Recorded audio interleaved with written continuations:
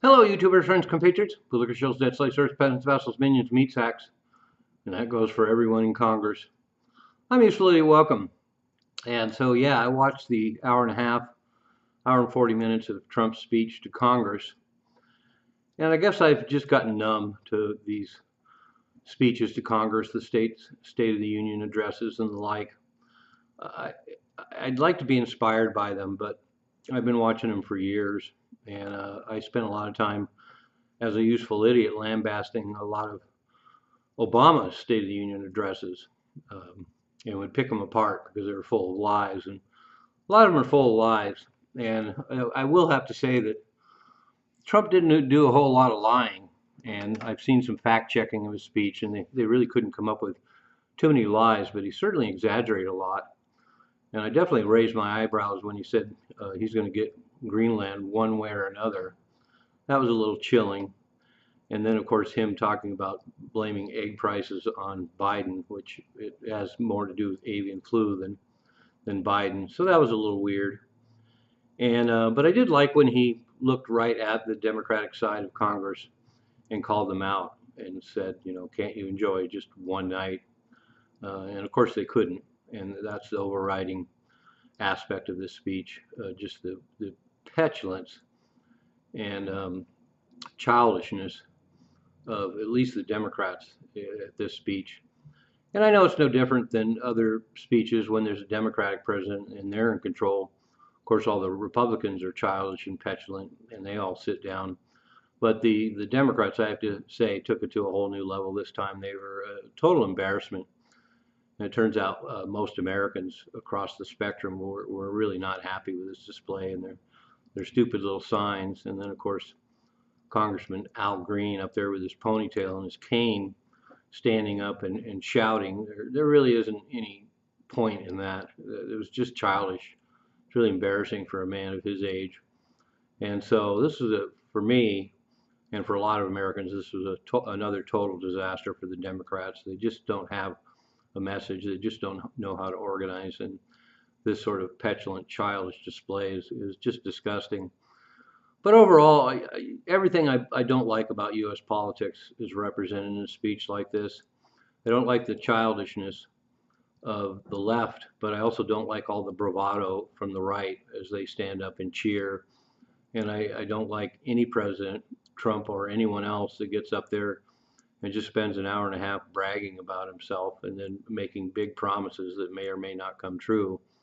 Let's remember that during Biden's uh, speeches to Congress, he would brag about these huge programs, you know, like $42 billion for hooking up EV stations across the U.S. and then getting broadband to people in underserved communities, and you know, promising tens of billions of dollars. And of course, we know with both those programs, they were total bust. I think they built 7 EV charging stations, and not one person was hooked up to high-speed internet in rural areas. So these promises are just empty, but they sound really good, and everybody stands up and cheers. And the whole history of these things is disgusting, and it's just gotten more disgusting. I remember the last time Trump was in office, and he gave his speech, and Pelosi stood behind him and tore up his speech, and that was petulant and childish as well. I just hate to see these displays. I mean, these are supposed to be some of the best and brightest that we pick to send people to Congress, and we just see all these nutcases and the purple-haired bag lady sitting in the corner, and then every time they pan to Liz Warren, she was scrolling on her cell phone, and hilarious to see her get called out as Pocahontas. Um, but that's another level of childishness and petulance coming from Trump and then coming from the Democratic side. And I know through history, there's probably been a lot of raucous speeches given in Congress like this, a lot of them going back in history. Of course, we don't have videotapes of, but I can guarantee you if we did, we'd see even worse displays. I'm sure when Lincoln got up and spoke to Congress, a lot of Southern Democrats probably were just completely railed on him, probably drowned out his voice with how much they were yelling. So I don't think this is unprecedented by any stretch. And the sour grapes of the left. And the fact that they couldn't even get up and cheer at the right moments, like, for example, of course, everyone's talking about the poor young kid that has cancer that's being awarded, being in the police right now. And, that was pretty touching. And they couldn't even stand up for that. So that's pretty embarrassing. And I guess most Americans didn't like that as well. But that's another thing that I'm not really down with when they bring in these trophies and display them for political purposes.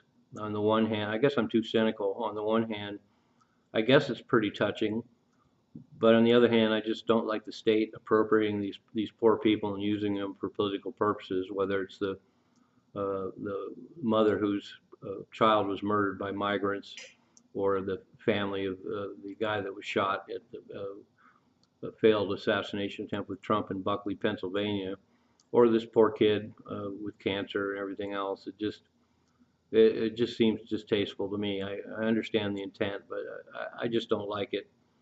And all the yelling and the protests and everything it's just really gotten out of hand. It's just no fun anymore. And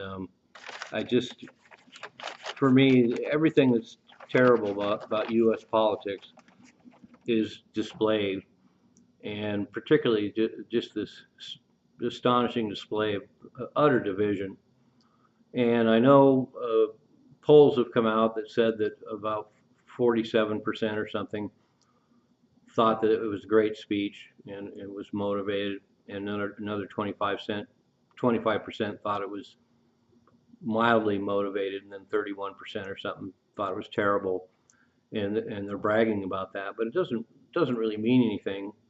The fact is, it's still split along partisan lines. 47% that thought it was a great speech, of course, is all Republicans. And then there was another 25% that's probably independents, and maybe some liberals who are a little more flexible. And then 31% of hardcore liberals that hated it. And that's another thing this doesn't change, is the fact that overall, the numbers are 90% of Republicans loved the speech and 90% of Democrats hated it. So it didn't change anything. And the speech in Congress like this, as I said, is just the epitome of how divided we've come, to the point, like I said, too, liberals can't even stand up for the good stuff. So the division is so strong. So we have this fractured government, we have this fractured country, and a speech like this is just the epitome of that. And so, to me, there's just no fun in it at all.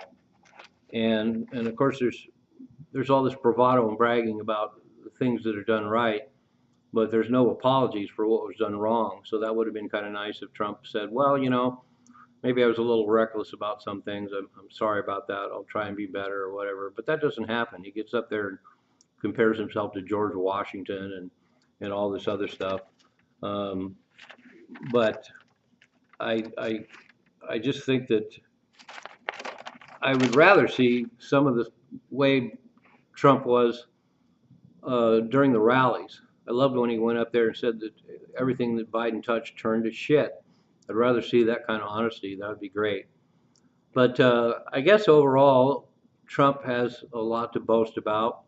The whole border issue of him sealing the border and going after the migrants and dismantling DEI and telling them that woke is officially dead. This is all true, and I think these are positive moves for the country. And I think overall it was a very positive speech. Certainly wasn't as dark and gloomy as a lot of Biden's speeches were, and speeches we've seen in the past. And overall, I think generally things are going in the right direction. They're just not being handled very well. So anyway, that's my 2 bits about the speech. Trump's going to forge ahead. I'm not going to like the way he goes about certain things, but overall I'm pretty happy with the results. And certainly for somebody like Trump with a huge ego, He loves getting up there and boasting about all these things and comparing himself to George Washington and FDR and those kind of incredibly outrageous, grandiose statements. And so anyway, that's another part of this about politics that I hate is these self-aggrandizement and these all this boasting and all this ego. And I would rather the government ran on a little more dignity. So, but we're not going to get that. Certainly not in these days. So, boy, the next couple of State of the Union addresses with Trump up there are probably going to be worse. And who knows what's going to happen in the next couple of weeks, next couple of months, and the next couple of years. So anyway, but I watched it. I always sit down and watch them, and I'd like to be inspired, but I'm just too cynical. So I hope everyone else enjoyed it. I'm Useful Idiot. Don't you be one too.